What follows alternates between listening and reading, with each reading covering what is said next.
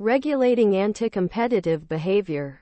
The U.S. antitrust laws reached beyond blocking mergers that would reduce competition to include a wide array of anti-competitive practices. For example, it is illegal for competitors to form a cartel to collude to make pricing and output decisions, as if they were a monopoly firm. The Federal Trade Commission and the U.S.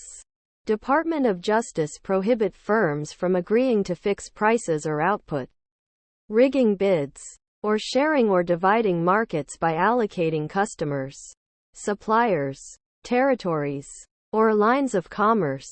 In the late 1990s, for example, the antitrust regulators prosecuted an international cartel of vitamin manufacturers, including the Swiss firm Hoffmann La Roche, the German firm BASF, and the French firm Rhone Poulenc. These firms reached agreements on how much to produce, how much to charge, and which firm would sell to which customers. The high-priced vitamins were then bought by firms like General Mills, Kellogg, Purina Mills, and Procter & Gamble, which pushed up the prices more. Hoffmann La Roche pleaded guilty in May 1999 and agreed both to pay a fine of $500 million and to have at least one top executive serve 4 months of jail time. Under U.S. antitrust laws, monopoly itself is not illegal. If a firm has a monopoly because of a newly patented invention, for example, the law explicitly allows a firm to earn higher than normal profits for a time as a reward for innovation. If a firm achieves a large share of the market by producing a better product at a lower price, such behavior is not prohibited by antitrust law. Restrictive practices. Antitrust law includes rules against restrictive practices, practices that do not involve outright agreements to raise price or to reduce the quantity produced, but that might have the effect of reducing competition. Antitrust cases involving restrictive practices are often controversial, because they delve into specific contracts or agreements between firms that are allowed in some cases but not in others. For example, if a product manufacturer is selling to a group of dealers who then sell to the general public, it is illegal for the manufacturer to demand a minimum resale price maintenance agreement, which would require the dealers to sell for at least a certain minimum price. A minimum price contract is illegal because it would restrict competition among dealers. However, the manufacturer is legally allowed to suggest minimum prices and to stop selling to dealers who regularly undercut the suggested price. If you think this rule sounds like a fairly subtle distinction, you are right.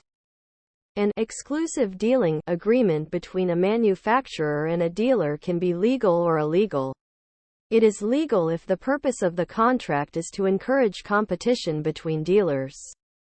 For example, it is legal for the Ford Motor Company to sell its cars to only Ford dealers, for General Motors to sell to only GM dealers, and so on. However, exclusive deals may also limit competition.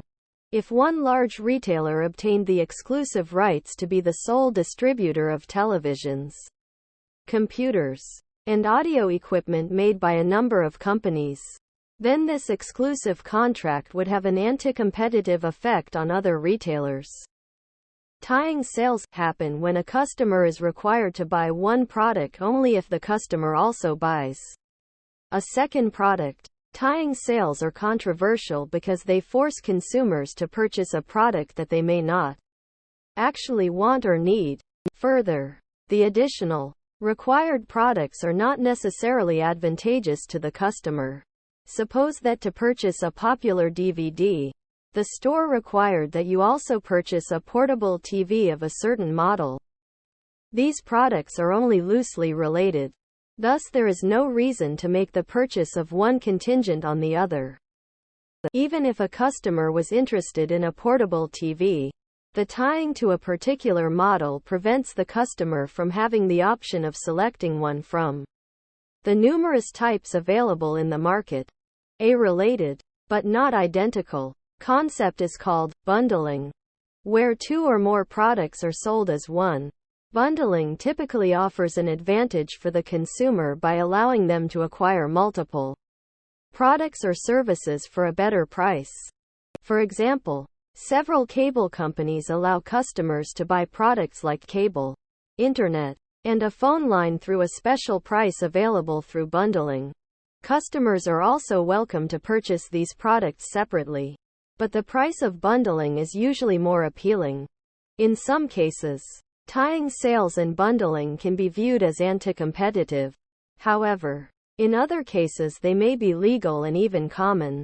It is common for people to purchase season tickets to a sports team or a set of concerts so that they can be guaranteed tickets to the few contests or shows that are most popular and likely to sell out. Computer software manufacturers may often bundle together a number of different programs. Even when the buyer wants only a few of the programs, think about the software that is included in a new computer purchase. For example, recall from the chapter on that, predatory pricing occurs when the existing firm or firms reacts to a new firm by dropping prices very low until the new firm is driven out of the market, at which point the existing firm raises prices again. This pattern of pricing is aimed at deterring the entry of new firms into the market. But in practice, it can be hard to figure out when pricing should be considered predatory.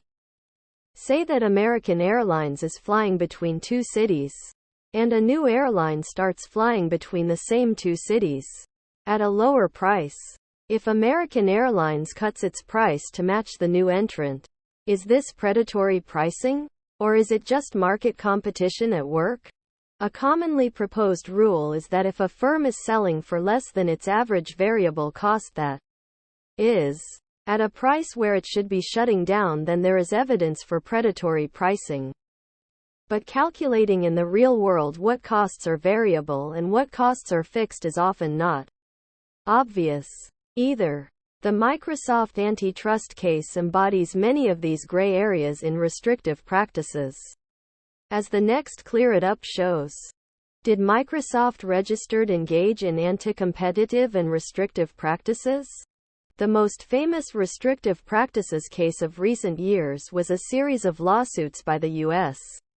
government against Microsoft, lawsuits that were encouraged by some of Microsoft's competitors.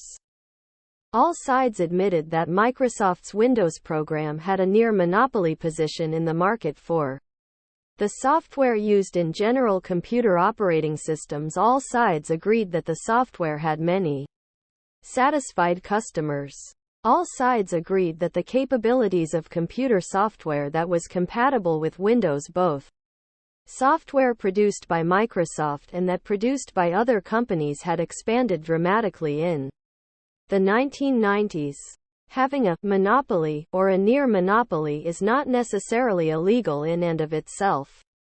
But in cases where one company controls a great deal of the market, antitrust regulators look at any allegations of restrictive practices with special care. The antitrust regulators argued that Microsoft had gone beyond profiting from its software innovations and its dominant position in the software market for operating systems, and had tried to use its market power in operating systems software to take over other parts of the software industry. For example, the government argued that Microsoft had engaged in an anti-competitive form of exclusive dealing by threatening computer makers that, if they did not leave another firm's software off their machines, specifically Netscape's internet browser, then Microsoft would not sell them its operating system software. Microsoft was accused by the government antitrust regulators of tying together its Windows operating system software, where it had a monopoly, with its Internet Explorer browser software, where it did not have a monopoly, and thus using this bundling as an anti-competitive tool. Microsoft was also accused of a form of predatory pricing, namely, giving away certain additional software products for free as part of Windows, as a way of driving out the competition from other makers of software.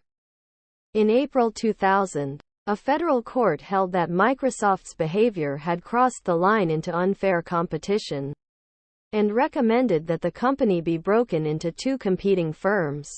However, that penalty was overturned on appeal, and in November 2002 Microsoft reached a settlement with the government that it would end its restrictive practices.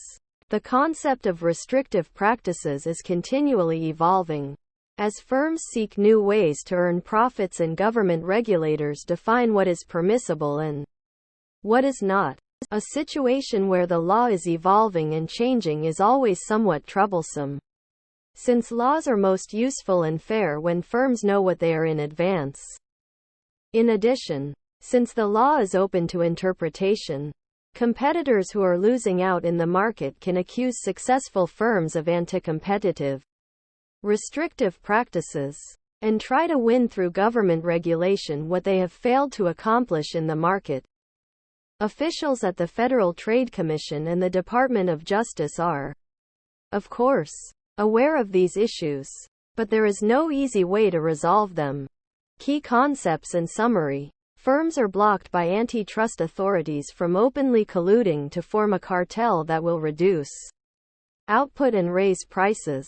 Companies sometimes attempt to find other ways around these restrictions and, consequently, many antitrust cases involve restrictive practices that can reduce competition in certain circumstances, like tie-in sales, bundling, and predatory pricing. Thank you for watching BookTube channel. Make sure to smash the like and subscribe buttons to receive notifications about new contents.